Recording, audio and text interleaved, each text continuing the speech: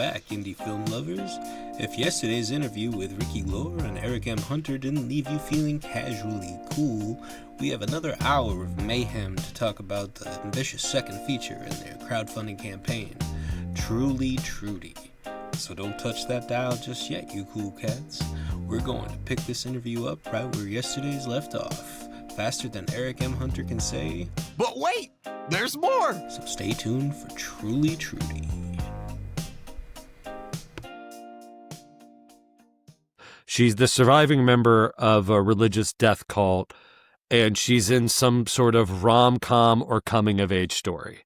That is, I think, what the text was, if we went back. And I was literally coming downstairs to make my daughter and I popcorn on a Sunday night, like for the end of the weekend kind of thing, as you see me wearing Bluey. And I got that text like midway coming downstairs as the popcorn's popping. And I'm like, fuck. I was like, I'm going to be down here for like 20 minutes. And I was like, yes, I think my response was, yes, that is fantastic. But it's, yes-anding through like just the improv, like kind of how our conversations, like you were saying before, like this is something you guys do. It's like, yeah, we do this, like walking and talking, just being friends, having that shorthand, which is great.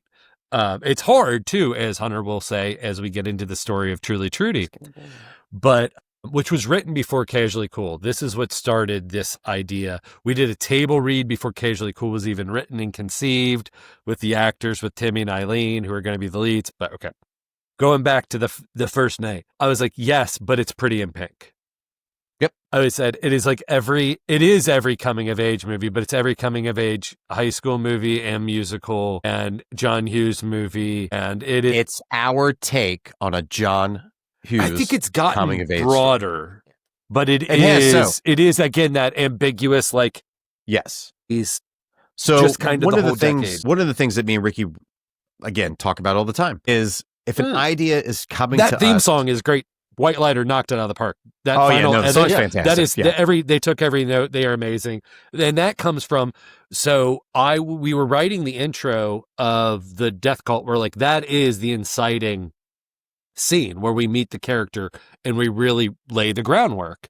And I think we kind of wrote it together while talking, and then I went back and like kind of typed it out.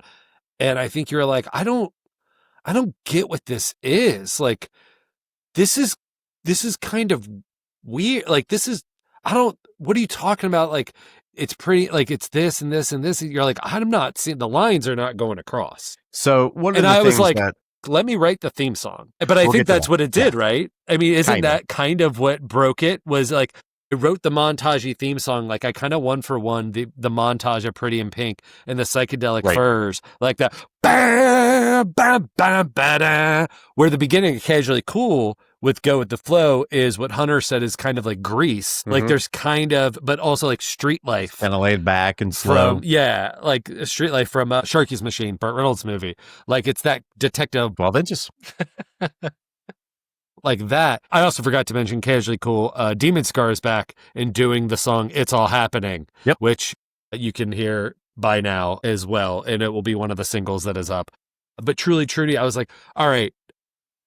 Because Hunter and I were literally arguing. So I don't know if you want to say you're part of it, but you were just like. So one of the things that me and Ricky pride ourselves on is we realize that if an idea is coming to us very quickly, then that's the thing we just need to glam onto. Like if we ever talk about a project or come up with an idea where like we're coming up with a lot of roadblocks, like we try to work through them. But man, when an idea just hits us and it's like, oh, and it's this, and it's this, and it's this, it's like, fuck yeah, give me all of that.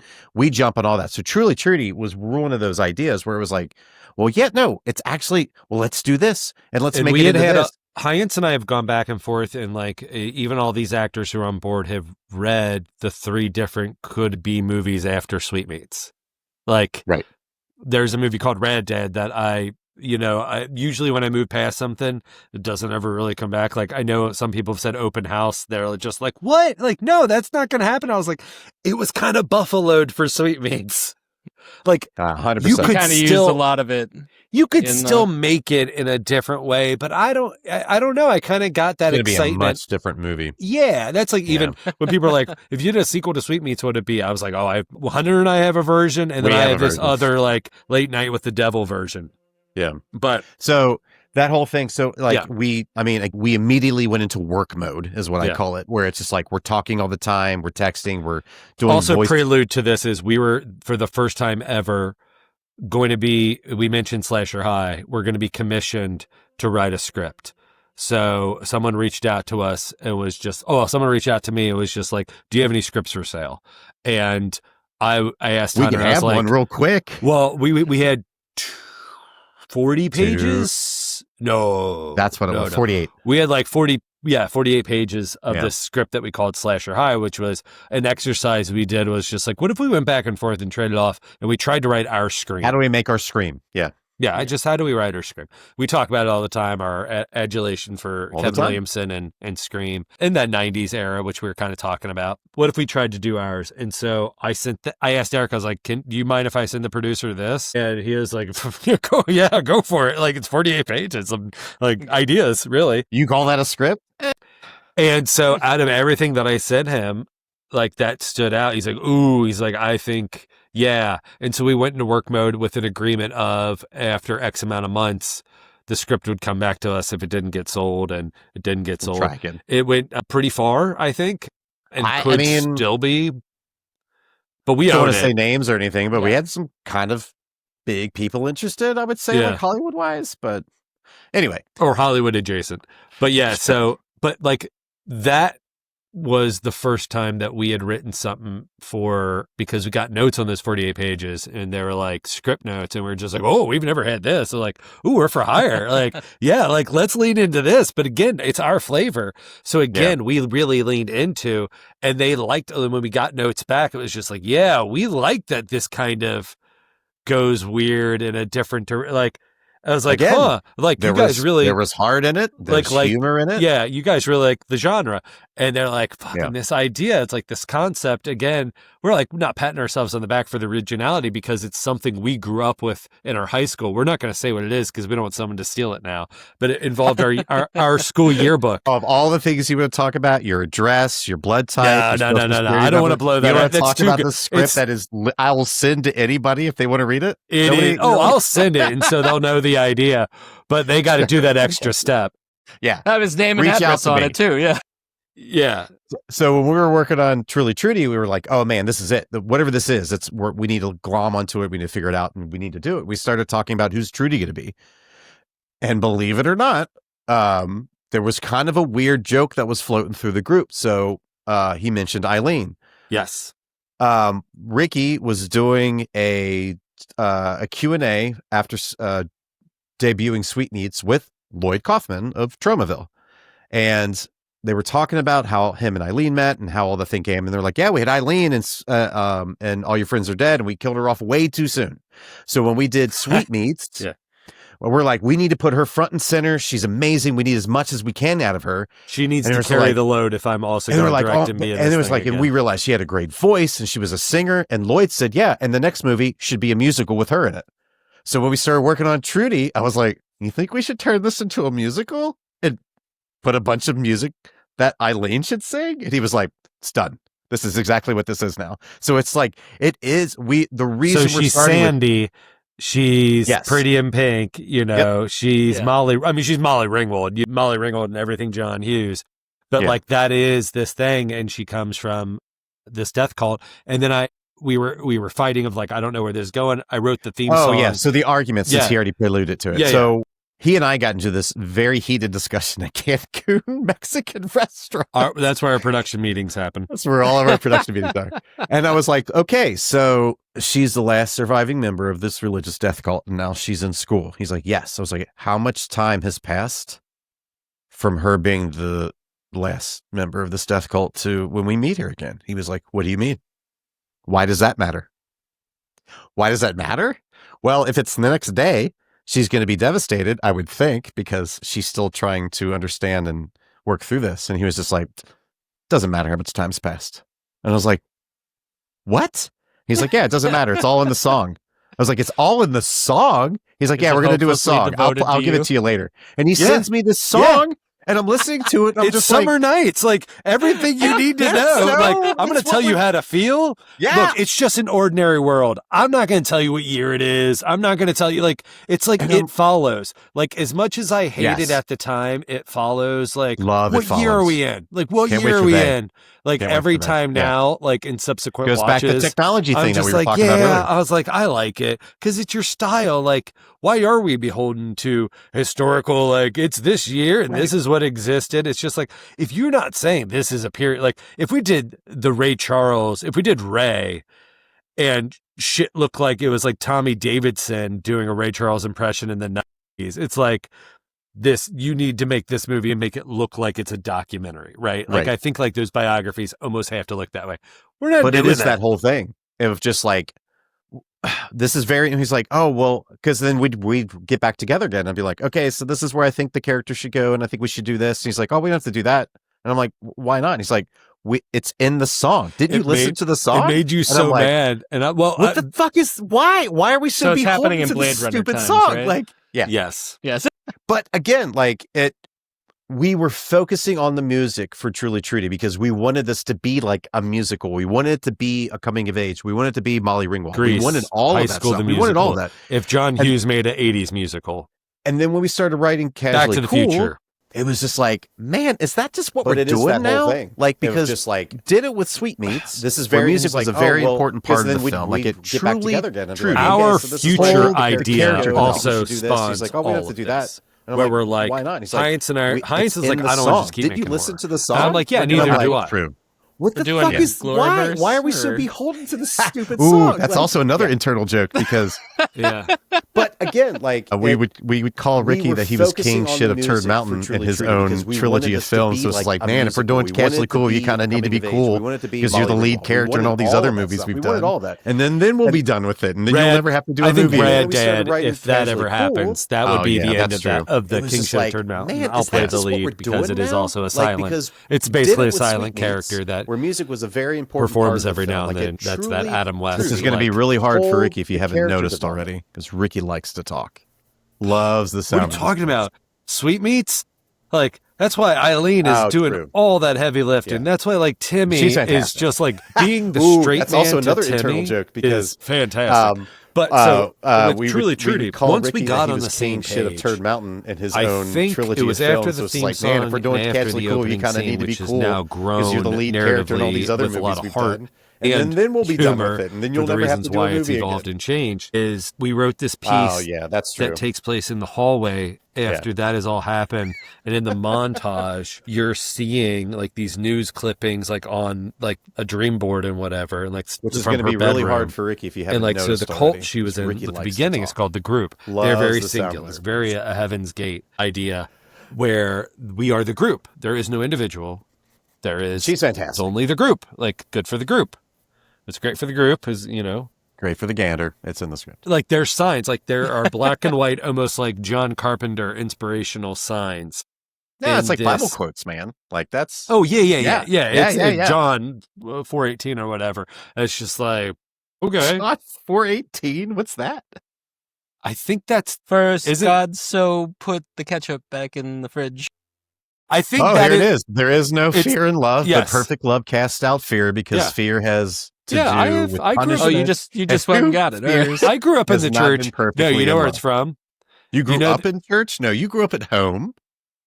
You went to church. That meme where it's the kid. It's like the early 90s, like yearbook photo. You're like, no, when Oh, you're you're like talking in about Brian? elementary school. Bad luck, Brian. And he's got the braces, and it says when you yeah. accidentally look up John 4:18 because it's a wrestler's. I think it's a Stone Cold's. Oh, is that 316? Okay. Fuck me, Ricky. Do we have to go over That's your why wrestling I thought knowledge you were before just- we go on to the next podcast? All Oh, right. So any hoodles. It's 360, So it's like- which it is features- like, for God so loved the world, he gave his only son or something. There you go. And it was Stone See, I know that one. Cold's I grew up in the church too, you know. His only son. That's just crash cans. Crushing beers, man. It being a high school, I was just like, all right, so we're writing this. I don't know. I can estimate it based off of what I think we have access to and how much this could cost.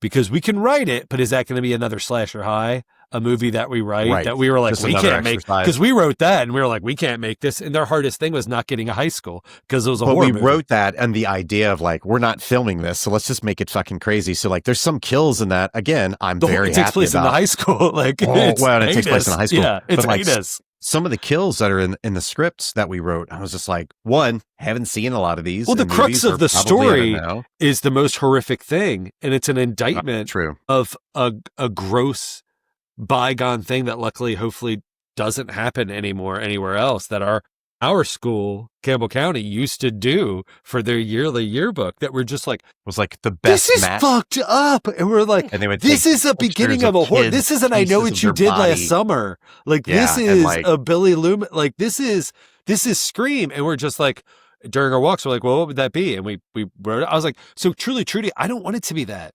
So like, if we're gonna. We got to get a school on board if we're going to continue like going forward. And we do. And we do. We have Bellevue High School. There you go. Which is, local. Again, that stone's throw from me. Yep. I'm throwing stones left and right. Stop it, man. You're going to hurt someone. And superintendent has been fantastic. Heinz and I took a tour of the school. We got some more photos that are up online. You can see it. It's exactly like... The opening scene that we had written was my version of Yellow Brick Road. And so the lockers just so happened to be all that like generic yellow, like just that very bright yellow, and the LED, like the lighting not LED, the fluorescent lighting that's above, like Heinz is just like, oh, this is going to be a problem. So we're going to have to lean into it. He's like, we're going to have to lean into that. Which is what Heinz says about everything. Hey, guys, this is going to be a problem. Let's lean into it, okay? But that is one of the things. Keep stabbing the guy. No, that, he'll never come he back. brings to the table. Last summer. Like, he's not the best at, like, starting the thing, but he's a good yes-ander as well, where he'll just be like, hey, like, example, All Your Friends Are Dead. The opening scene with Matt Wilby where he's cleaning his kitchen, he spills the bottle of whiskey, and it was on the spot. Heinz is just like, you should spill the bottle of whiskey, and then like you're doing a line of Coke, slurp it up. And I was like, all right, roll film, and let me show you what I think you're saying. And I did it. He's like, yep. He's like, let's do one for safety. Like, but it's stuff like that. So like another all your friends are dead is we're sitting there doing the Matt Wilby hang himself scene. And again, we were talking about, I tied this to something I mentioned earlier. We wanted to make sure that we weren't making fun of suicide. We just wanted to show making light of it. Yes, there's natural humor that can come out of that. But so I correlate that with Hunter is because we're always talking about like with the vibe of a script like Trudy, like, is this Naked Gun? No, it's not Naked Gun. Is it Wet Hot American Summer? A little closer to that, like maybe dialed down like 1. So like dialed 2 up from Sweetmeats, but dialed 1 from Wet Hot. But with All Your Friends Are Dead, I'm doing the noose tie-in scene, and I'm like, I don't know how to tie a noose. So I'm sitting in that lawn chair while Heinz and I are filming in Chris Morris's backyard in front of the woods, and I'm YouTubing, getting reception on how to tie a noose. And I Googled like, hey, I Googled how to tie a noose, and the suicide hotline came up first. We should probably put the suicide hotline at the end of the movie. And if we do this, and so like I'm sitting there and looking it up, and he's just like, this should be the scene. The scene should be you pull up a video of how to tie a noose. And I'm like, yeah, that's fucking brilliant. But I was like, is it making fun of suicide? And we sat there and we're like, making light of suicide. No, but it's not even making light. It's just like, no, it's making it's humor in a sad, like we're making, again, something me and Ricky talk about all the time, how important it is to have humor in your horror movies. Talk about inspiration. Burt Reynolds in the movie The End, a very dark comedy. He tries to kill himself by swallowing a bunch of pills, but it ends up upsetting his stomach and he throws up. So he can't even kill himself. He tries using an electric bed. On that end and on the other end is that can be somewhat relatable. The other part is that's sort of an idea of suffering, right? Like, so Like you think you're gonna do that, you think it's all over, you think you're gonna end it, and then the rope breaks or whatever, and it's almost like it's one more thing. Like you can see it after the fact. You might see it from a distance very different, but in that to me, moment, that's the it's Second City lesson of fatalistic. what is why are we watching this? It's for moments like this. And I know, you can't really figure that out. There's no mathematical equation. But I've already mentioned with the example with Heinz and Sweetmeats was just the anachronism thing of just let's get rid of this. Similarly, there's the scene in Sweetmeats we've talked about. I know we are going to get back to Trudy. No, I'm just trying to more talk about how we look at each one of our projects through our past ones. Sweetmeats, the scene with Jerry and Bobby in the kitchen, and Jerry has his basically Bluto scene from Animal House, where he's just like, "Hey man, what if someone told Lee Harvey Oswald to not kill did he kill President? Yeah. Did he shoot President? Yeah, he killed him. He's like, what if someone told Lee Harvey Oswald? Nope. And it's like, what if someone told Charles Manson? Everybody asks, how much of that was improv? I'm like, none of it.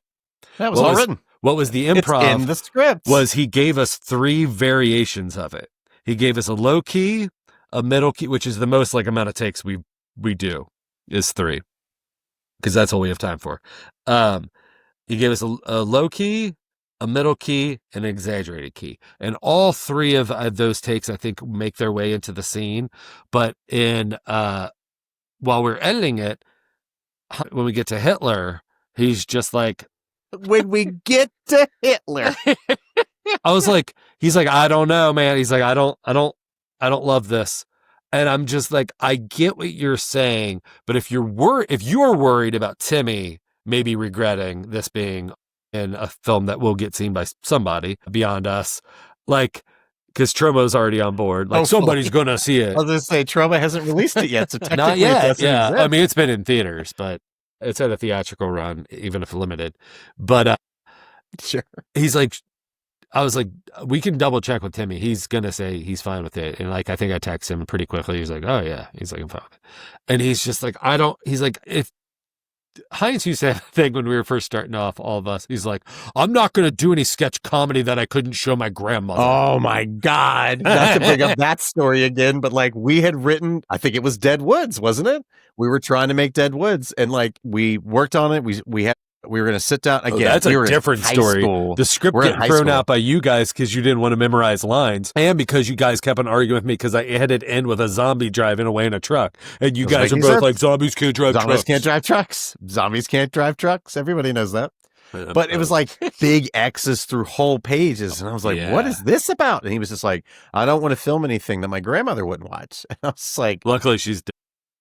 Let me talk to your grandma then, if that's the case. Luckily he's put that aside. But with that, I mean, as far as also the nudity too, the reason we had 3 actresses, one is a very prominent OnlyFans model, one is a professional dancer, all 3 are local, and one is an ex-Playboy Playmate. That is what makes up the cheerleaders. Just to have that, again, a little bit of that Southsploitation, we were just like, they would all be willing to be bare-breasted for this scene where they get their breasts cut off. And we were just like, no. I was like, why? That's weird. I was like, I don't want to be like, yo, take off your top. Let me see your tits. That's weird. I don't want to do that. Ricky, let me see your tits. Take off your top. All right. Oh, no, he did it. He has a quad out. He has a quad out. It said, open your mind. He pulled a VHS tape out of his chest. He's got a gun. Where'd the gun come out of your stomach, pussy? Oh, he just Cronenberged all over this place. He just Cronenberged. Why is it so wet? Why is it so warm and wet? I was expecting a lukewarm to a room temperature. Too cold would be weird. Too hot would be weird. I have questions now. So, anyway, Trudy. Yes. So to wrap up the sweetmeats of it all is we edited the scene together, and I was like, okay, I'll make you this. I'll make you this bet. Kelsey, who is his wife and gives us the God's honest truth. Heinz's wife. Yeah, Heinz's wife. call her in. I know she's next door if she's free. Have her watch the scene. Like, because these things are like vignettes, like you can take them out. They kind of work like a sketch from beginning to end. I was like, have her watch the diner scene. She has a cursory understanding of what the movie is anyway, because of being married to Heinz. But brings her in. We're just like, okay, watch this scene. So she watches it and she laughs a little bit, and we get to the end and we're like, so what did you think? Because we didn't want to lead her. And she was just like, honest? And she's like, and we were like, yeah. I'll be brutally honest. And she's just like, the editing's really bad. Oh, that's what it was. She doesn't have Editing a lick bad. of a creative, like, I'm not saying like creative at all, but like film or whatever, she's just like, editing is bad. And so we both start laughing, and Heinz is like, anything about the jokes? And she's like, no, it heightens. And like, she's like, he's an idiot, clearly. And like, yeah, she's like, it's the movie. And so we were like, well, Turns what out if you're it was this take? And we showed her the highest version of it, where like he's really goose stepping and like really Hitler, and he says like, I don't remember what he says, or the way he Something says in it. German. Yeah, and she's like, oh no, yeah, that would take me out of the scene. I'm like, that's what we thought. That's why we're going with medium on that one. She's like, yeah, that's fine. So Trudy, that's how we've been writing this. We're just like, all right, we have the heart, the humor, the story. I mean, it's the reason we came up with the idea of doing 2 movies in 1 year. And so we just realized that Trudy was just too big. It's like, going to cost $40,000 to version. $50,000 that I can estimate based on how we can do things, because we've got a school on board, we've got a band on board, we've got, as I mentioned before, Brian and Sarah Laley. The arc that you see it's local artists. We are leaning into the local of all of it. So we have these different local sponsors that you can see on the Indiegogo pages, all these different businesses. You can contribute right now and make Trudy happen, make Casually Cool happen, but get Trudy to happen. So then, like, something we've talked about, band White Lighter is like, well, if we're involved in this and we have X amount of songs, like, maybe we could do a co-tour. So like, we have venues that we tour, like all you need is a projector, right? Like, and then what if we did like mini concerts and a double feature, and we played the songs that we play in the movie live? And we're like, yes. Like, yeah, like that would be fucking amazing. Yeah, again, selling that idea of like what makes you want to go to a movie and go take a chance on these things you never heard of. But it's also surrounding yourself with people who are just interested in wanting to make the thing happen. You know, like that's the whole thing that we keep pitching. Is like, yeah, we could sit in front of you guys to tell you about how great this movie's going to be, but like, we need people who are also emotionally invested as we are. You know, like it goes back to that thing again where it's like, yeah, man, this is independent and this is low budget, and we're trying to grab everything that's in arm's reach to put it in this. And it's like, if you're just not on board with being scrappy and making this thing happen, then like, yeah, we're going to pay you to do a thing, but like, man, if your heart's not in it, then why do you even want to do it? Like, this is not a job for us. Like, this is a passion project that we're literally trying to bring to life, and we need people to glom onto that excitement because they also want to see this movie happen.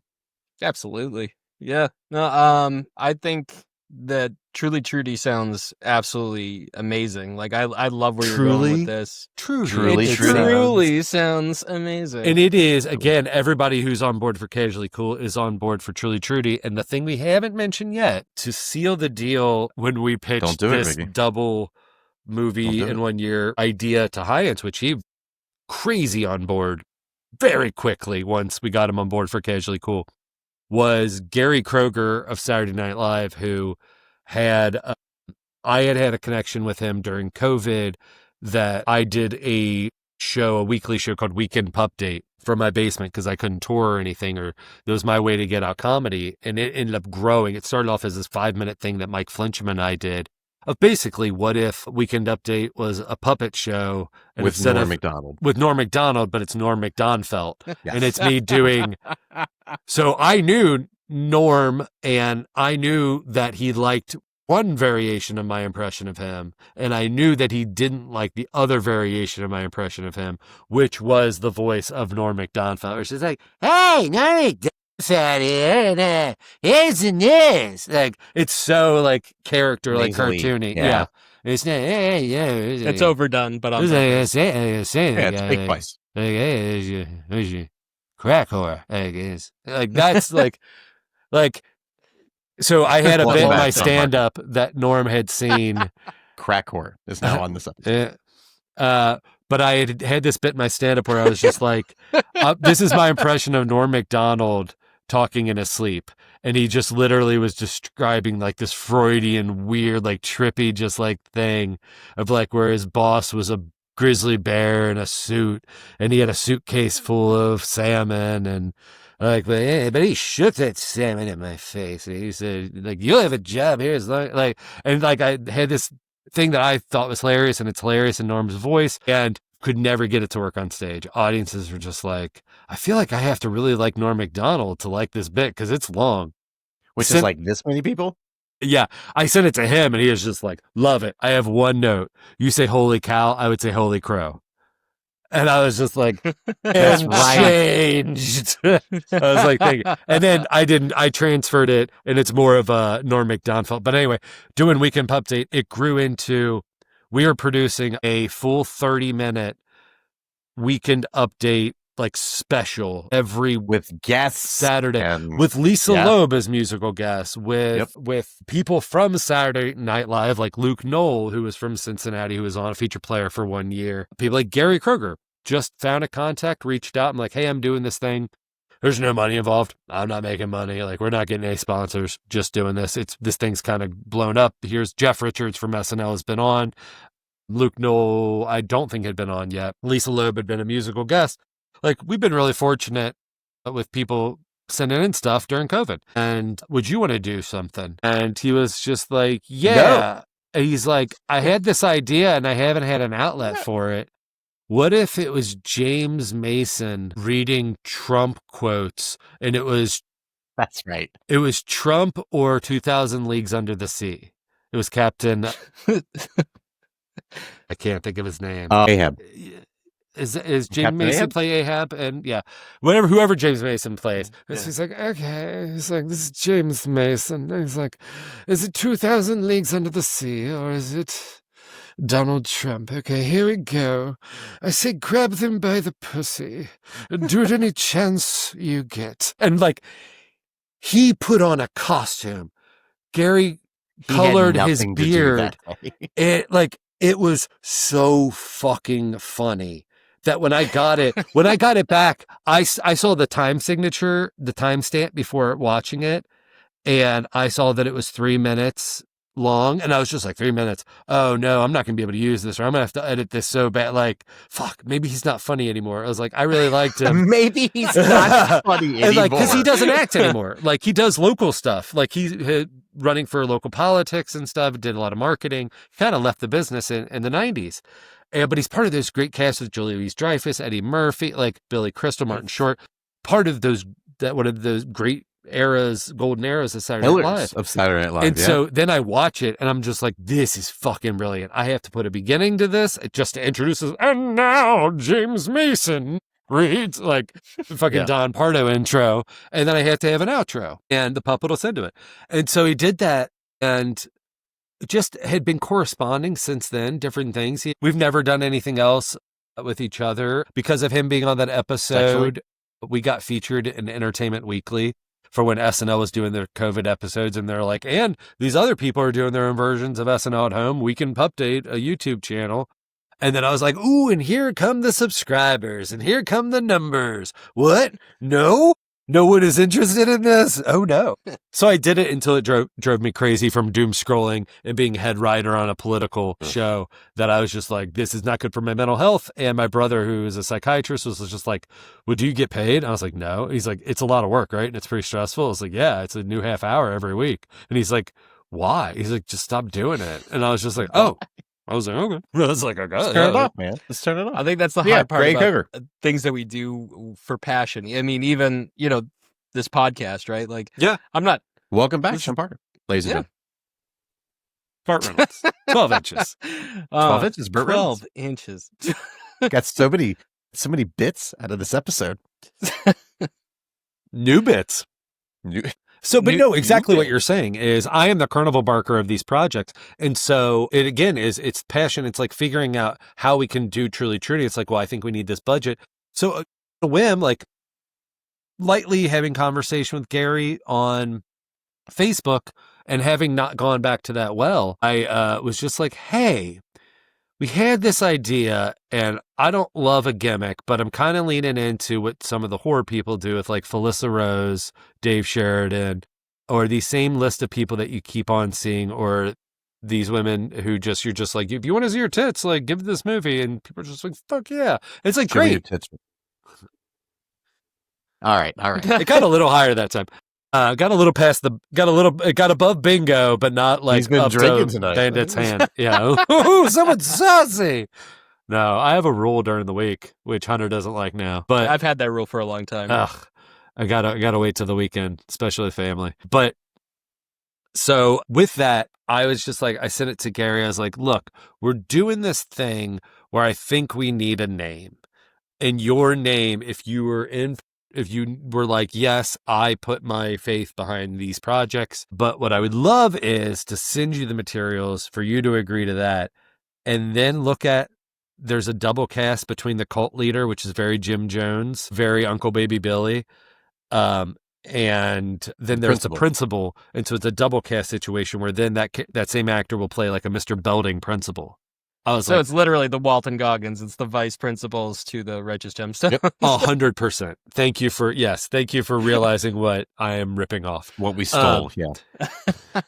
Yeah, you see it. It's because some people are just like, oh, Unbreakable Kimmy Schmidt. That's like the beginning of her being the surviving member of a bunk or whatever. Well, but anybody who's read it, I don't think it even comes close because, first of all, you're going to a high school motif, which makes the person a lot younger when they were a child bride or whatever you're doing here. Maybe. I'm going to tell you one of the jokes. One of the jokes is, classically like Smallville, like or Stockard Channing in Grease was like, what, 35 playing 17? Oh, yeah. So it's like, Olivia Newton-John, I think, is actually older than Stockard Channing, but she didn't look it. We are playing with that. That is there. That is part of that, like, ooh, here's this line. If we're going to make this joke, it has to fit the heart and the humor. Like, it has to check both of the boxes if we're going to do kind of such an absurd or big swing joke. So, like, in Casually Cool, we have a scene where one of the characters who I think is going to be the Jerry of that movie from Sweetmeats that you're going to fall in love with, Lefty, who's being played by John Holmes, local comedian, not dead porn star. Not those 12 inches. Not those 14 inches. Is that Boogie Nights? Boogie Nights. Yes, No, Boogie Wonderland. Nights is based off. Wonderland is the real version. Wonderland is the, that great scene with Alfred Molina and Boogie Nights? Yeah. Wonderland is a whole movie of just that scene. So it's fantastic. It's the true story. It's been a million years. And it's Val Kilmer. Yeah. It's a great Val Kilmer is. performance, yeah. Lisa Kudrow, too, as well. I plays his wife. Who else was in it. I think I also have another one. Dylan McDermott, I think, plays the other dirtbag that goes with him, that gets killed. Because it was an actual murder that happened. Any hoodles. Yes. So all of that with getting Gary on board was, as Eric said, when things come easy, you should probably lean into them and try Just jump, them. yeah. You should try them anyway. I was like, here is the script. Here's this table read we did with here's Kimmy, the soundtrack, Eileen, kind of Eric. Yeah, and here's this soundtrack. Here's these demos. Here it is. But we think it's going to cost this. And if you came on board for this whole project thing, I think maybe it would help it as kind of a stunt casting thing because we are leaning into comedy.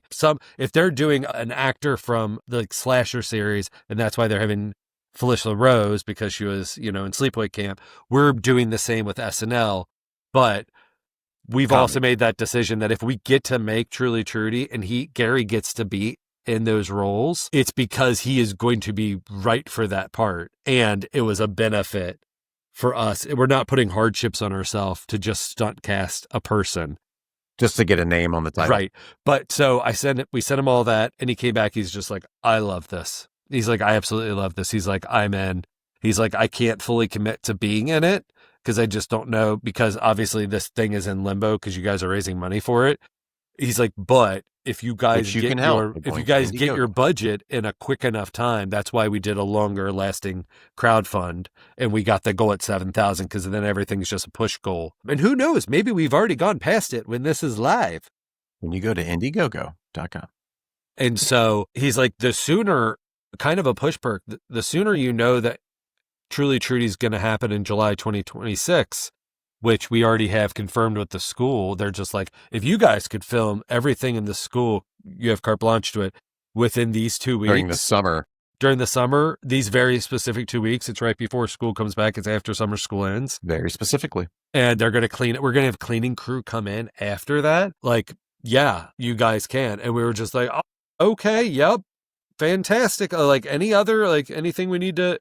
So we did some test footage in the high school just to get the look and the layout of everything. So Gary said, if you know, like by February that this thing is locked and loaded, he's like, I can commit to being in it. He's like, but until you guys have the $40,000 budget, he's like, I can't plan time away from my family in July. He has a son who's graduating, I believe. And I think that makes it even a little bit more harder for him to be just like, I'm in.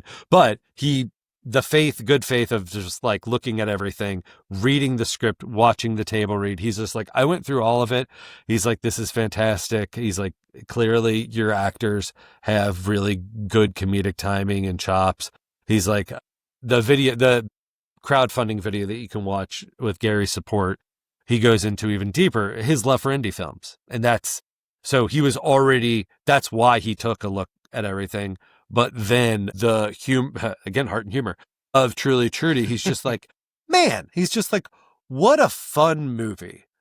I do think it's going to maybe split some people with the ending, kind of like Sweetmeats in a way that I didn't ever think would happen. Yeah, Sean, we hand the conch over to you. Like, what questions do you have after 2 hours of us berating an hour and 47 minutes? Well, I'm made of questions.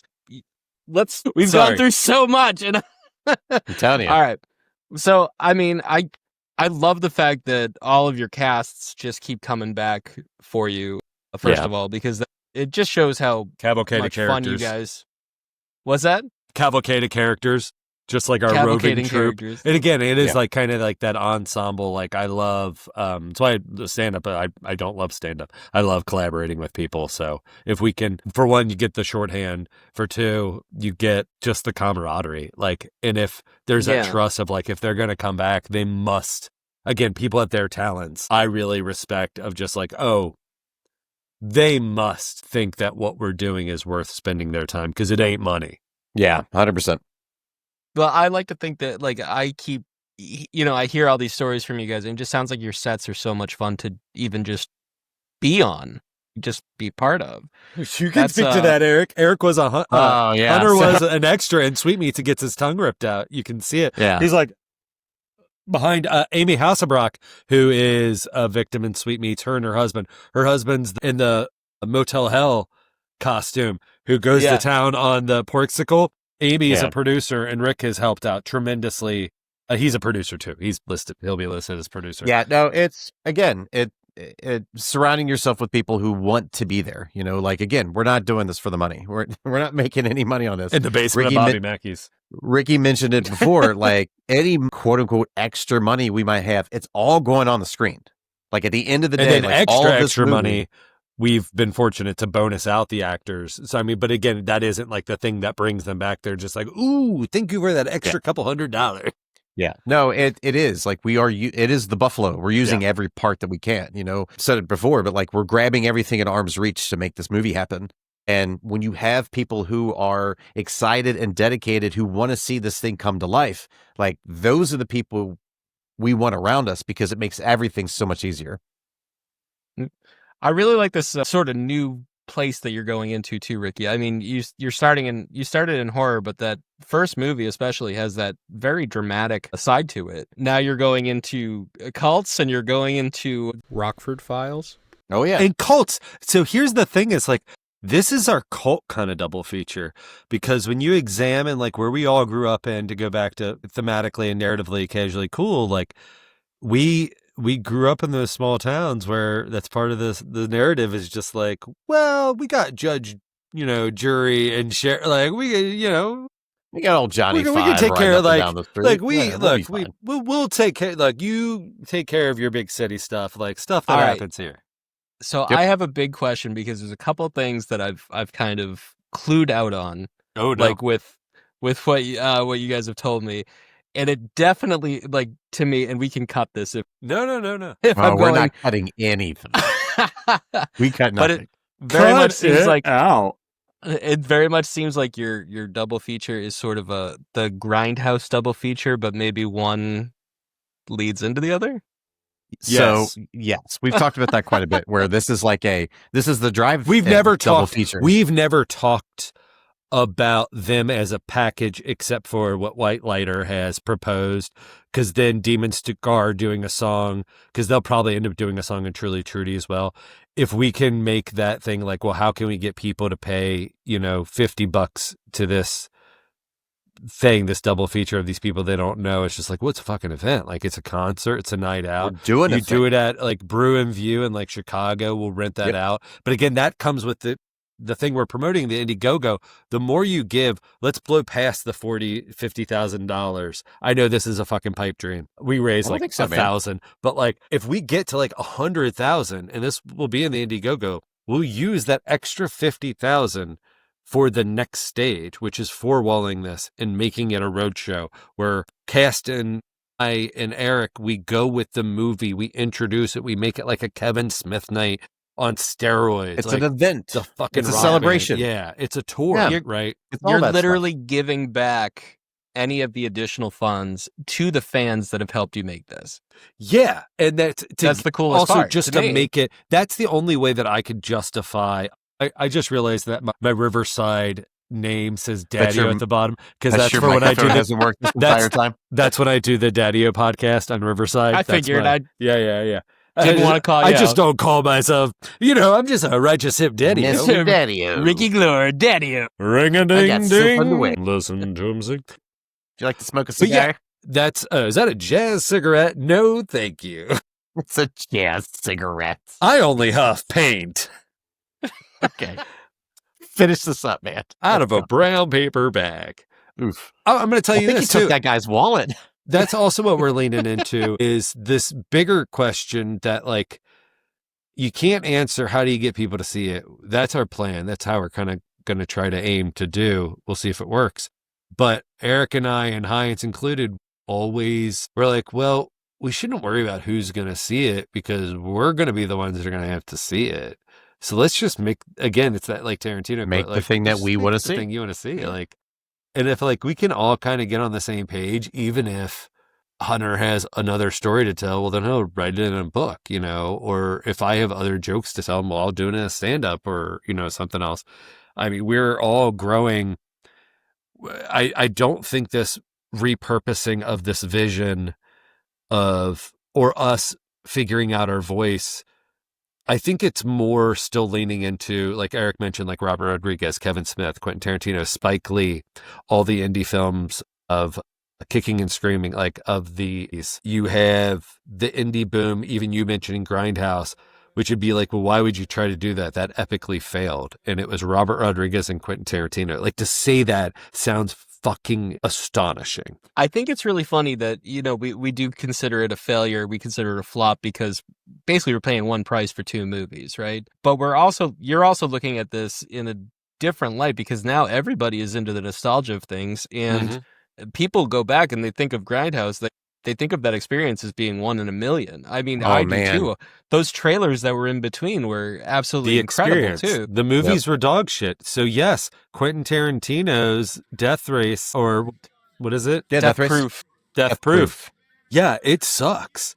Like, I'm sorry. Like, it's not good. I love it and hate it. I love it and hate it. Like, I totally understand. It's not good.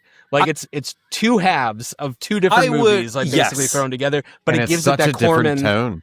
It gives it that Corman-esque quality, which is basically what he was going for in the first place. So, Sean's even saying. So, Eric, I realized this the last time I watched it, because I waited to buy it. Watched it again? Yeah. Oh no, Heinz and I were like, Heinz bought the DVDs, but it didn't have all the trailers. And so I swear I'm tying this back into us at the end of this thread to close this tab and get us back on track. But it all ties together. But he had gotten those DVDs. I'm like, I'm not buying it until they release it as we saw it in the theater. I was like, I enjoyed the experience. Yes. I do think Tarantino missed the mark.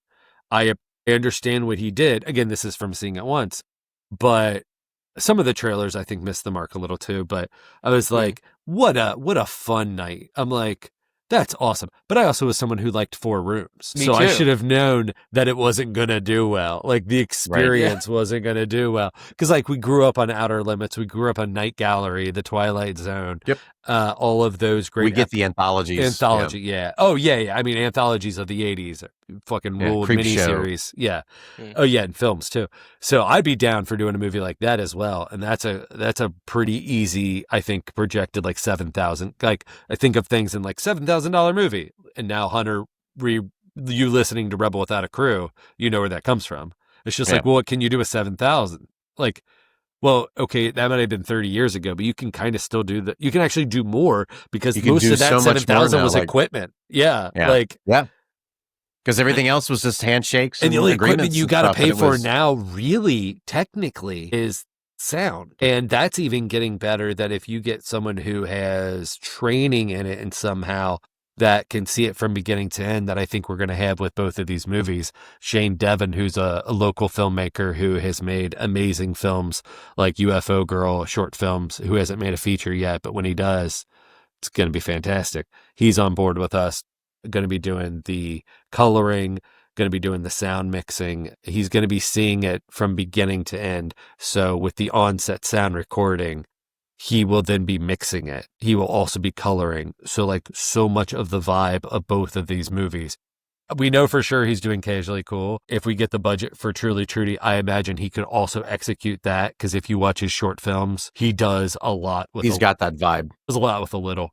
Yeah. So he's perfect part of our team. We met him through Timmy Barron because he grew up in Owensboro, Kentucky. And Shane watched Sweetmeats. He's like, hey, if you ever need another gunslinger. Again, like, we have no movie yet. Yeah. And he's on board. Yeah. He's already he's already done he's done color testing from we did some on location shots of the Trudy, the Bellevue High School, and of Annie Oakley's pub in Cincinnati, where we're going to be filming. Cool's Club, the bar. That Casually Cool is the primary location, like Taxi is the taxi station. Like this bar is your central location where the shit begins and the shit ends. Like kind of every episode, it's a touchstone of a place like where Magnum would go to Rick's bar and Magnum PI. Yeah. What was that? I was thinking of Perry Mason. Oh, well, he bar as well. But yeah, and that's I think having this team together for all these things, I'm pulling this back to this Grindhouse idea for this event. Why I think it works, even if you don't like all the parts, I think it works in our benefit because there is, this sounds very presumptuous to say, there is so much to like. Like there is it's kind of just like, yeah, come on, buddy. Like both of the movies, like even if you're just like, oh, this humor, like I don't like it or whatever. It's just but like, the love story is nice. Maybe you like the love, like maybe like the, or maybe the mystery is interesting, or maybe you like the music. That episodic like thing of just like, I know this is gonna wrap up, but like I may have more questions about like where Ross and Rachel are going, but like.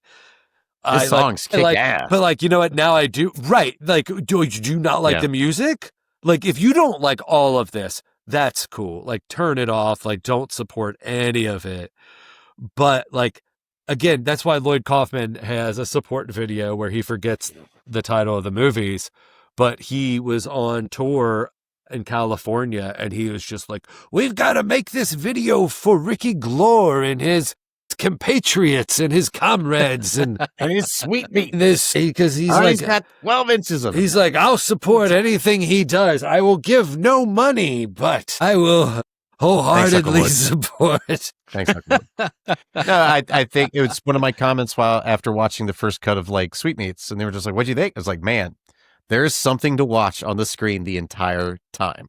Like, it's never focused on one thing. It's never focused on one character. And that was kind of the same idea that we were doing for these two scripts. Like, we never want to lean on one thing too much, because then it just looks bad. It comes off as bad. It's just like, oh, the reason they got Liam Neeson is because his name is so close. It's like, yeah, but it doesn't really work for the movie because he's just so kind of Naked Gun is gritty. Good. Like, Naked Gun is It's a fun. solid. I gave it a B. You gave it what, a B. C minus? I still haven't seen it, so Oh, I've been okay. waiting. I think I gave it a for I'm not going to spoil Anyway. anything. Pamela Anderson kills Fantastic. it. She gets it. The man. guy She who's nails the it. villain. She nails it. Liam Neeson. Liam It is Neeson. it's the Dylan McDermott and the Dermot Mulroney of it all. Dermot Mulroney, yeah. Of our time. Oh, that's weird. Sergeant York. We're back to it again. Dick York, Sergeant York. Sergeant York. Dick Sargent. Just Wayne's There World. it is. That Sorry. is okay. Oh, that's a movie. That's we a quote movie. all the So time. Anyway, Hunter and finish I. the Separate. Sorry, no. You ask your questions. I don't want to go off on any more tangents. We could do this all night. well, I mean, I could just ask what the hell's with the Wayne's World quote, but Just a personal fan. Again, it's the 90s thing. Like, we it's- realize knowing these Oh, I quotes and love that knowing movie. each other for so Yeah. long. I knew Like, it exactly when you said it. Tommy Boy, Spinal Tap, Blazing Saddles, Young Frankenstein, Wayne's World, Spaceballs, Dumber. Wayne's World, All of Robin Black Hood. Sheep, Robin Hood Men Yeah. in Tights. Oh, Tommy Boy. And Oh, so Hunter and I agreed one time on a walk on a production meeting that we say those now in our friend group without any inflection. Like almost Everybody like just it's gets call and response. And it's just because we're just like, it is like a cult where we're just like, yes. there is no film It's just- in this camp. It's just It's a millennial church. memes, guys. That's all it is. It's millennial memes. It's what we used beforehand. We just quoted Anchorman for like a decade, and Yeah. the memes came out. Yeah. So Love it. Super Troopers. And Brick Super killed a Troopers. guy. So Broken Lizards is a huge influence of us. We are constantly. This is a weird thing to say, and there's no ego about You it. shouldn't say it then. We are constantly trying to dissect the people that we felt weirdly connected to. Like Next Level, like Don Coscarelli and Phantasm. You and I have already talked, Sean. If you schedule it, I swear, if you We schedule will do it. We are going to I do will it. do it if I'm you out. schedule it. I just can't I'm out. schedule it. You will join an episode. Fuck you. I converted you, so you hated them when for you got a so 4-barrel long. shotgun. I still have not seen the later ones. I've been You like still holding haven't seen off. 5? My God, I haven't they're seen bad. 3, 4, or 5. No, I haven't seen any of those ones. I've That's seen why 1 I and was 2. so You hardcore. named the best two. Good though. 2 is Terminator 2. 2 is Two's good. T2. Yeah. It's I mean, so- one's iconic. it's so- But I Yeah. introduce everybody as I did Hunter with 2. And no, I introduced you with 3 because I thought you would like it like Return of the Living Dead. Like kind So of for vibe. anyone listening, Yeah. we are talking about Phantasm. Oh, yeah. Phantasm series. We have listeners. Yes. So let's Ricky brought of up course. Don Coscarelli. So anyway, yeah. people. Yeah. So we've been dissecting like the people that we love, and like each other, having an open conversation as if they are our friends that we would say this to and be honest. And we start criticizing. We go, "Where's the missteps?" Like maybe the missteps for whatever reason, Obviously, Carpenter's misstep of The Thing in retrospect is bananas. That's just unlucky that it was a summer of We Love Aliens. And his movie is the most, next to Alien, it is the most terrifying alien movie. Like, Yeah, you could it's, say I mean, that- it's definitely up there. I think it's one of number 1 horror movies of all time. To Probably. be honest, I think The Thing is. and so for me, like, it's not, I don't consider him like the master of horror because I like his different take on genres of like Halloween. Then you have Escape from New York.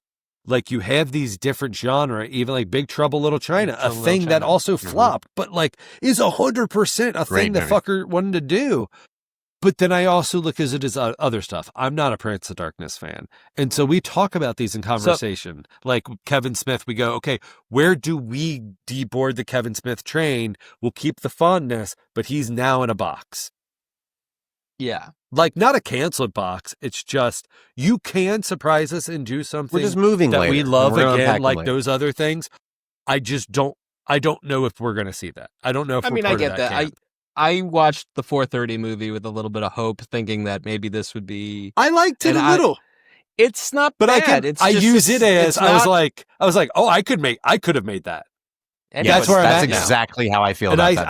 I hate could've saying made that. movie. And that's not a slight. That is zero slight against Kevin fucking Smith. Like there He's is a not Mount listening. Rushmore of indie filmmakers Or is it? that I have and he is on there for writing dialogue, examining, and he will take credit for this too, examining comics as a viable art form. Yeah. Like He's beyond making the a movie page. that Yeah. he wants to see. Yeah, and so that's why I Yeah. will always say Robert Rodriguez, Quentin Tarantino, Spike Lee, like that Jim Jarmusch, like that whole 90s camp, that Sundance kind of camp it's like a dream team. It's Well, like the I world's like. I mean, you're not wrong. I'm not doing. Yeah, tell him he's anything on that wrong. end, but I do it all the time. But people, I don't, You're right. I don't sweat, like now- I don't kneel at the altar of, so we did have a Kevin Smith. We entered the 37-hour film festival, and our short Blessed Bites did make it to the top 10. We unfortunately could not attend. We didn't win. I think we did didn't come in the win top either. 3, but Somebody saw but this it was the short first film thing that we made the four of us who did Dead Woods, me, Eric Hunter, our other friend back Danny in Johns. 2005. Yeah.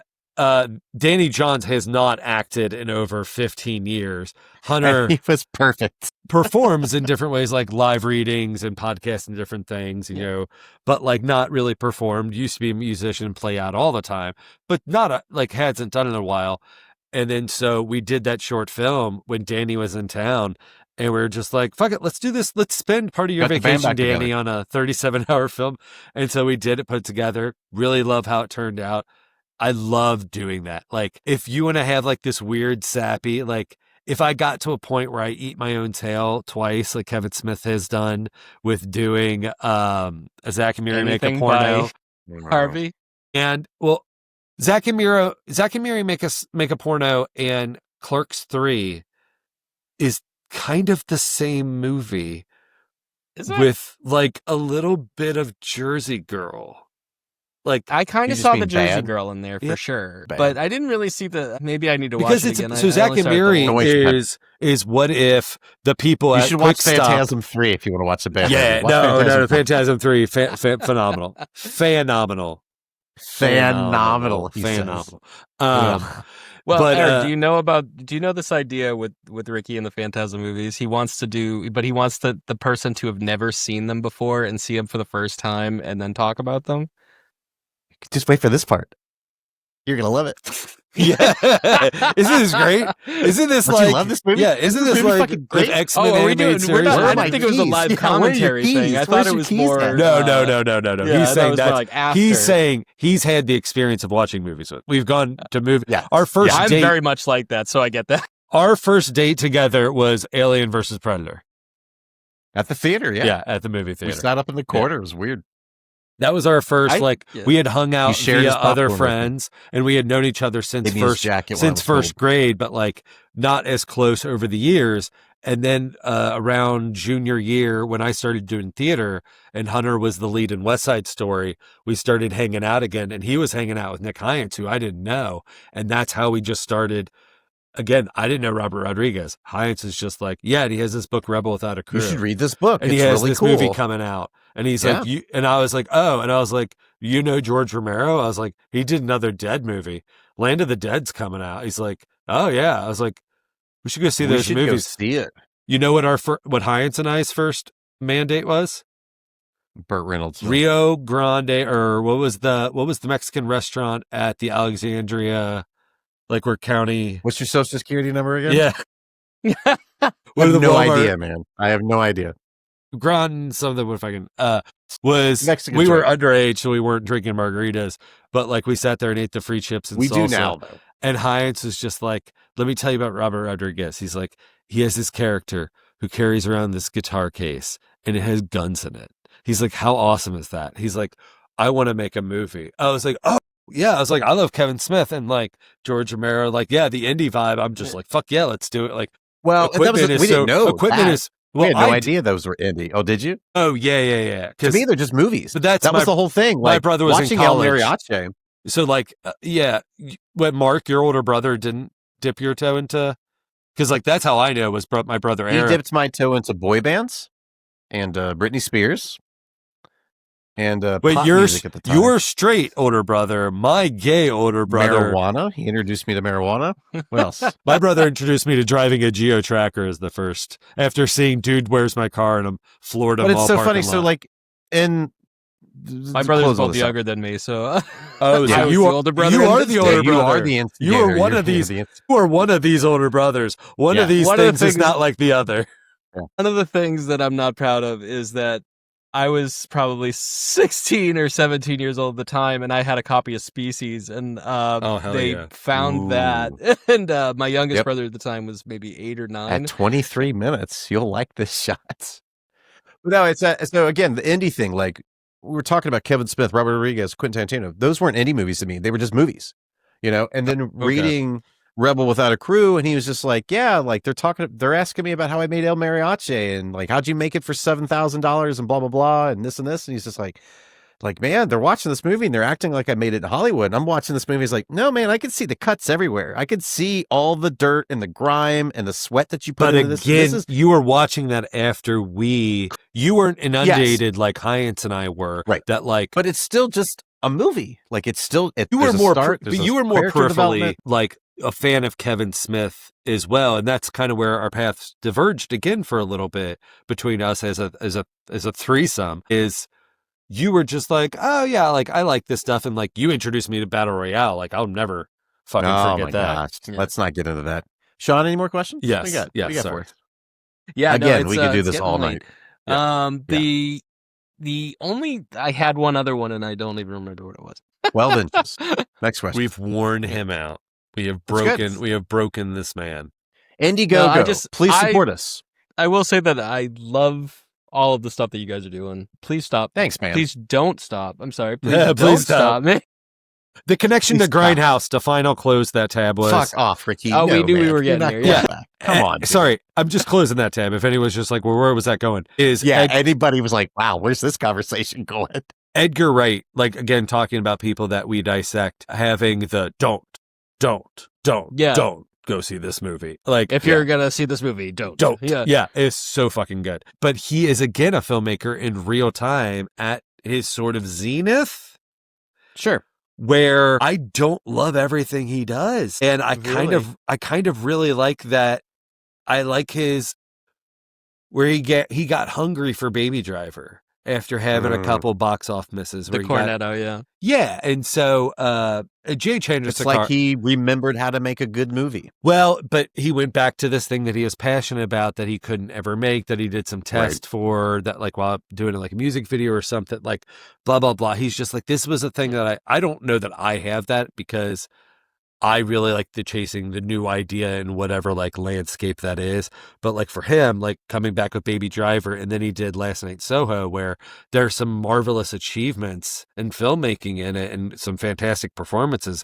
But as a movie, it just, Heinz and I went and saw it, and we were just like, so what do we like? Why are we feeling lukewarm about this?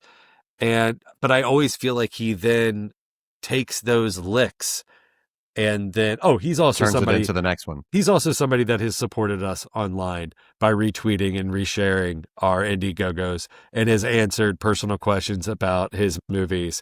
So people like him, Jay Chandrasekhar, who, if you've never read his books or listened to him talk, that's another great, like, free expert lesson in indie filmmaking, or at least examples of how you can do it. And I think us being a core group of friends who kind of get each other. And I think one of the best things about what we do is the honesty within our group, where we're not just going to do something just to be like, all right.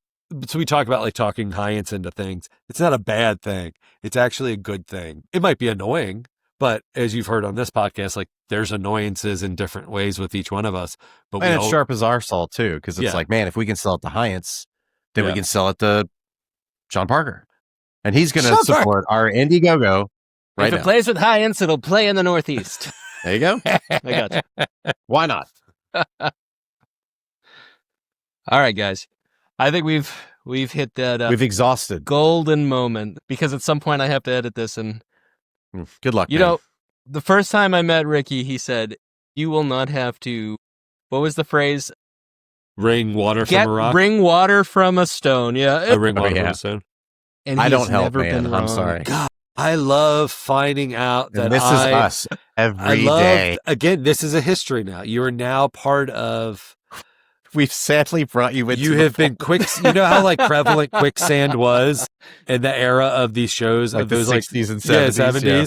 Like quicksand. I mean, no joke. As a kid, I was just like, terrified. You got to fucking watch out for quicksand. Hopefully, there's signs. There's usually signs. Sharks in the water. Yeah, there's usually signs where there's sharks. I've known you for like 4 years now. It's freaking incredible. Wow. Yeah, Amazing. Can't believe we've made it this far. There you go, man. Wait, But, so what do you prefer? Sweetmeats or All Your Friends Are Dead? I liked Sweetmeats better. Also, I did want to tell you that I don't know that I told you this before, but that scene in the bathroom of you unclogging the toilet, I dry heave every single time. So funny. Every single time. So the friend of ours who did the audio mixing for that, I was talking to him because he was helping out, and he was just like, so I started mixing the movie. I was like, yeah, what do you think? And he's just like, well, it's funny because Hyan said that they cut it down as much as they could. They can't cut anything more. But yet there's this fucking 5-minute poop scene in the beginning. Well, because the movie's an hour and 43 minutes long. And he's like, can't find anything to cut. Hyatt's is like, here's my one thing for Casually Cool and Truly Trudy. And we were like, what? Besides after the body, the person has to wash up on the beach, like is the dead body for the reveal of the opening. And we were just like, it's already done. Great. Kismet. But he was just like, we're not doing mid-credit. The credits aren't another an after-credit scene or whatever. Like, and what happens then? And what, like, this episodic thing that we've been doing with these past two movies. He does this every time. We're 10 minutes into the ending of the film, and we got to cut the 5 different locations. No, baby. I was like, no, it ain't going to be like that again. We just got, look. And look at this 12 inches. We got one mid-credit sequence after we list all of the big people that we're showcasing who made this movie happen. We have one homage to Mad Max Beyond the Thunderdome. Just one little in the boiler room of no, we're not cutting it. We're not filming it. I really wish Nick was here to defend this part. Kids in cages. No. We got kids in cages in this scene. Just sit there, you're like, no, Nick, no, we can do this. We can do this, baby. It's okay. Yeah. Nick. So he's like, fine. He's like, fine. He's like, it's funny. He's like, well, we'll shoot it. He's like, as long as that's it. I'm like, yeah, that's it. And so then Casually Cool, when we talk him into that and the whole big 2-movie project thing, he's like, I'm not forgetting that we're not having. You told me mid-credit sequences. No mid-credit sequences. No. I said, there's no mid-credit sequence. He's like, good. And then we just did the last There's update a of the script. continued scene at the end. What we said I is hope like, it looks like baby. Star Trek. We're like, baby. It's like, it's not a mid-credit sequence because this ain't a movie. It's a 2-part TV episode that they're showing the audience the next week. We just break it up like the foreign release with showing some producers first before we get to the television credits.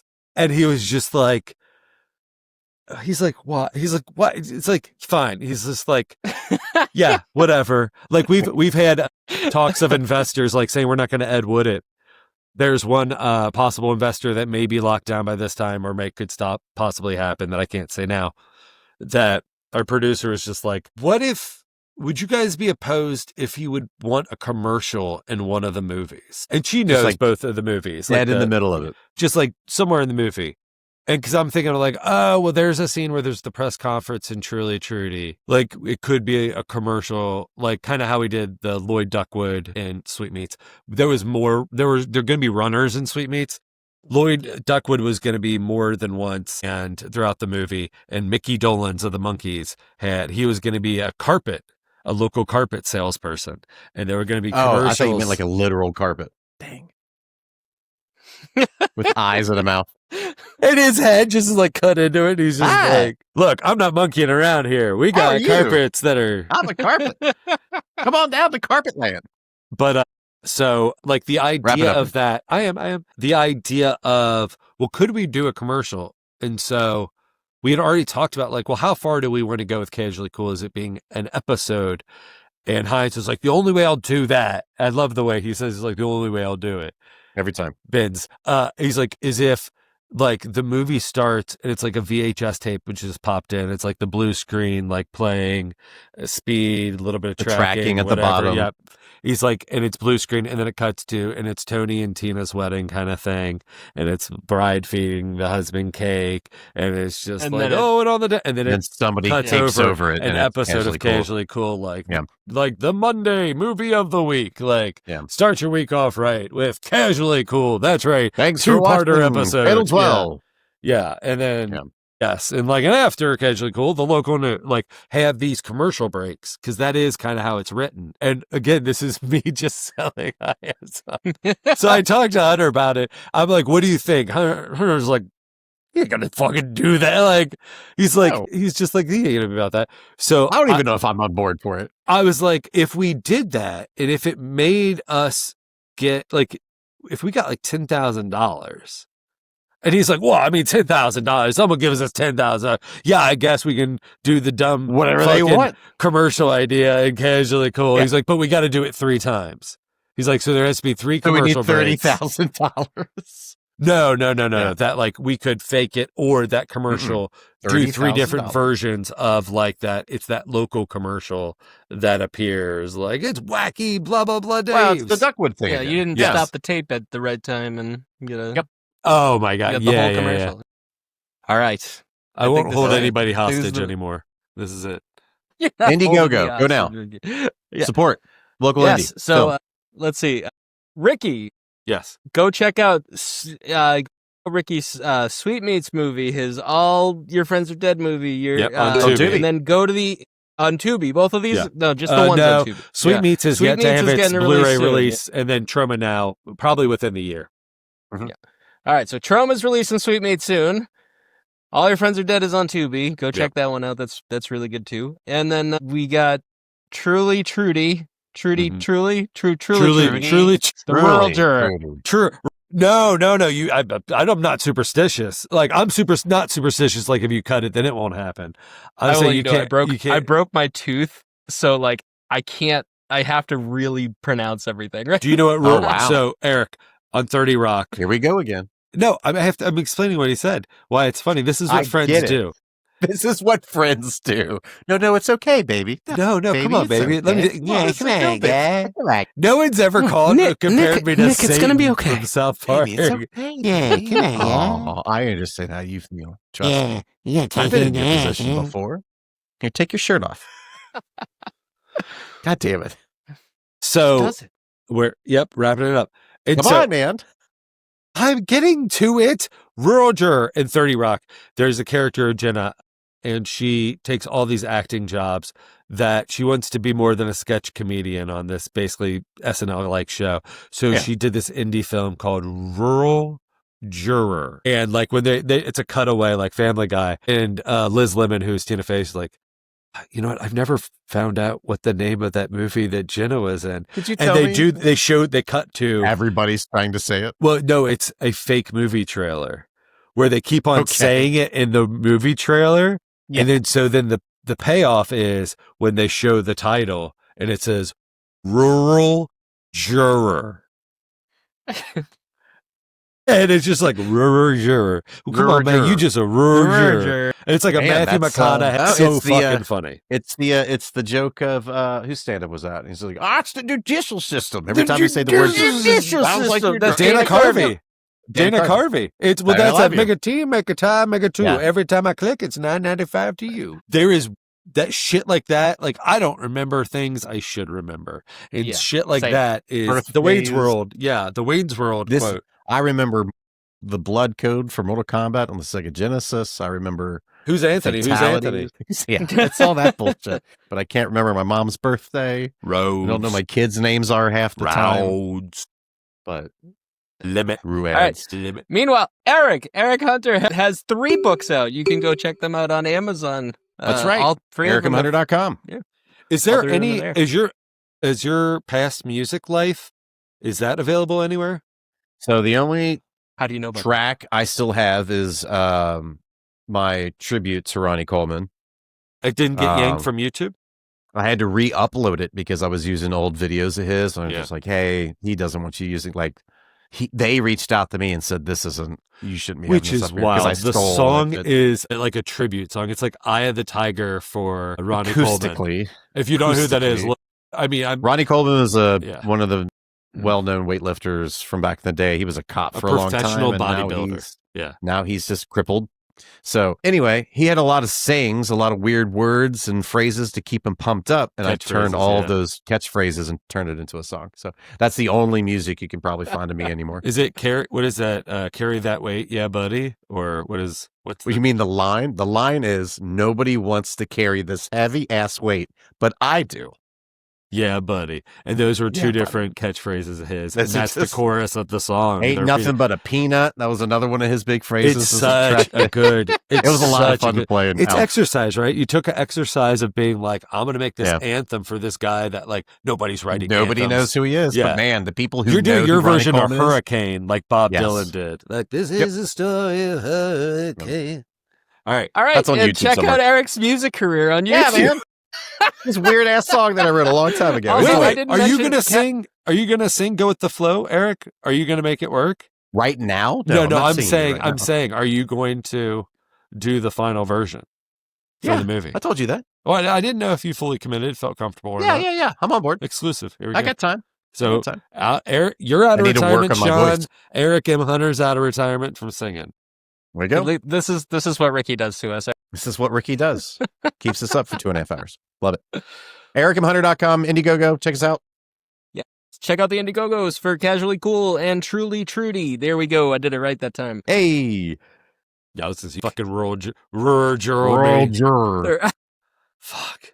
Swear to God, it was just because like if I you couldn't do it. black cat us, that people are just like, no, that title is fucking dumb. We're like, so there's integrity. I wouldn't change it. Well, even so, I don't think we've ever pushed back on the title. Like, I don't think anybody ever had Heinz words hates about like, sweetmeats. oh, does he? Always. I know always, that. I'm yeah, talking yeah. about Truly Trudy though, and Casually Cool. Like, yeah, it's the moniker. Like, we're doing a thing with the title of the movie, but it's also like I don't think either of us were just like, yeah, no, that's just the name of the movie. On to the next thing. But I'm saying, Check out this cool band. if they were like, I'll give you $10,000, but you gotta change the title. Stop Would it. you do it? You will do anything for $10,000. Just stop. It's truly Timmy now. Ooh. No, Eileen is. Gosh, that table read. She was fantastic. We both said we're just like, hey, it's this Ducky character and this Sandy Molly Ringwald character, which is not easy to like. We were just like, what's Eileen? She'll like figure it out. Like she'll come up with the character. It's Eileen. She'll I figure it out. absolutely don't doubt Eileen's going to be phenomenal in that. She knocked it out of the park. So, She knocked it out. Yeah. Thank you so much, Sean. Yeah, man, this Thank has been you great. guys. Thank you so much. Tonight's movie double feature, Casually Cool and Truly Trudy. Casually cool costs nothing but a dime. Casually cool is never on time. Casually cool, who could want more? Casually cool is all I can afford.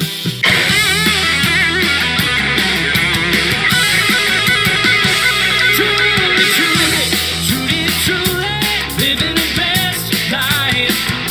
Truly, truly.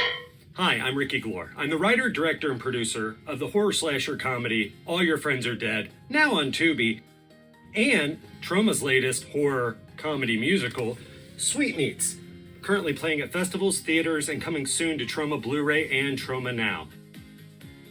What NKY Films, who produced both of these movies, who is a locally filmed production company in the northern Kentucky, Cincinnati area, wants to do is to make 2 micro-budget movies in the same calendar year. The first movie, Casually Cool. NKY Films is going to be bringing to the big screen our version of one of those great late 70s, early 80s detective mystery shows like The Rockford Files, Murder, She Wrote, Magnum P.I., and Columbo. But we're going to do it our way, and with help from SNL alum Gary Kroeger coming on as a producer of the film. But with your help, $7,000, we can make this movie the way that we make our movies, which is in northern Kentucky and Cincinnati, celebrating the area where we came from and where NKY Films comes from. Casually Cool will be made in December 2025, as long as we can get the $7,000. But as soon as we reach that goal, it will then open up the other perks for our second film, Truly Trudy, slated to be filmed in July 2026. As long as we get past our $7,000 budget to make Casually Cool, we can then try to raise the funds to make Truly Trudy, which will on estimate cost us about $40,000 to make. And with your help, we can show that movies can be made anywhere, by anybody, as long as it has the support, love, and passion to make them happen. So please, give today, watch the other videos, and let's make movies happen.